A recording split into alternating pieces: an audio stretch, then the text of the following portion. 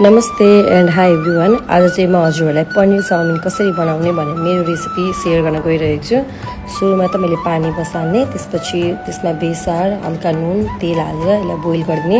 मैले यो चाउमिन लिएको चाहिँ यो टाइगर ब्रान्डबाट हो। यो चाहिँ 100% नेचुरल सन ड्राइड नुडल्स हो है। टाइगर नुडल्सको चाहिँ हजुरहरूले थुक्पा पनि ट्राई गर्दा हुन्छ, एकदम मिठो हुन्छ। यो चाहिँ इजिली नजिकैको भाटभेटिनी स्टोरहरूतिर एभाइलेबल हुन्छ। मैले चाहिँ यही भाटभेटिनीबाट लिएको थिएँ नि। उता चाउमिन उम्लिँदै गर्दा चाहिँ मैले यता भेजिसहरू रेडी पारिरहेको थिएँ।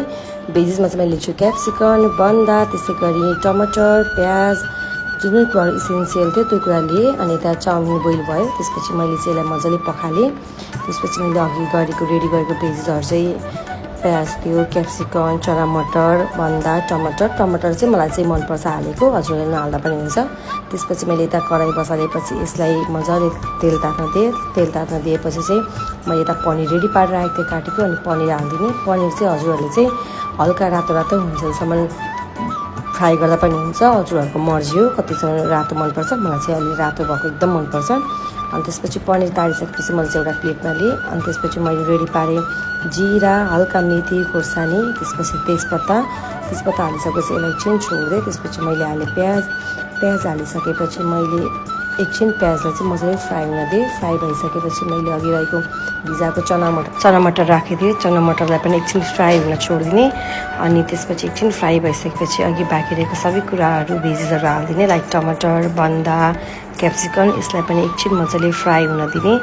हामीले चाहिँ फ्राई गर्दै मजाले चलाउनु पर्ने हुन्छ, त्यो भयो भने चाहिँ डढ्दैन, यसरी चलाइराख्ने। अनि त्यसपछि त्यसमा हल्का बेसार, नुन अनि स्वादअनुसार मसला हाल्ने। मसला हजुरले चाहिँ बेसी नहाल्नु होला, जस्ट थोरै मात्र, फेरि मसला ठुसै गनाउँछ। अनि यसलाई मजाले फेरि फ्राई हुन दिएँ, किनकि अघि हामी थोरै राखेको मसला छ नि त। अनि मसला मजाले फ्राई भयो भने चाहिँ चाउमिन कस्तो अलिकति अर्कै स्मेल आउँछ, मलाई चाहिँ त्यस्तो लाग्छ। अब हजुरहरूको आफ्नो वे हुन्छ। मजाले भुटिसकेपछि अघि हामीले बोइल गरेको चाउमिन हालिदिने। चाउमिन हालिदिँदाखेरि चाहिँ हामीले ग्यासको फ्लेम अलिकति सानो गर्नुपर्ने हुन्छ। अनि यसलाई मजाले चलाउने ताकि सबै मरमसलाहरू मजाले होस्, एक ठाउँमा टाँसियोस् भनेर। अनि मैले चाहिँ यसरी मजाले चलाइसकेपछि चाहिँ चाउमिनको चाहिँ अब मेन भनेको सोया सस हो नि त। अनि सोया सस चाहिँ हल्का कलर दिनको लागि मजाले हालिदिने। यसको टेस्ट पनि मलाई त मिठो लाग्छ, हजुरहरूले सोया सस नहाली पनि खान सक्नुहुन्छ। अनि त्यसपछि मैले स्वादअनुसार टिमुरा हालिदिएँ, मलाई चाहिँ टिमुरा एकदम मनपर्छ। अनि त्यस गरी मजाले चलाइसकेपछि हाम्रो चाउमिन रेडी हुन्छ।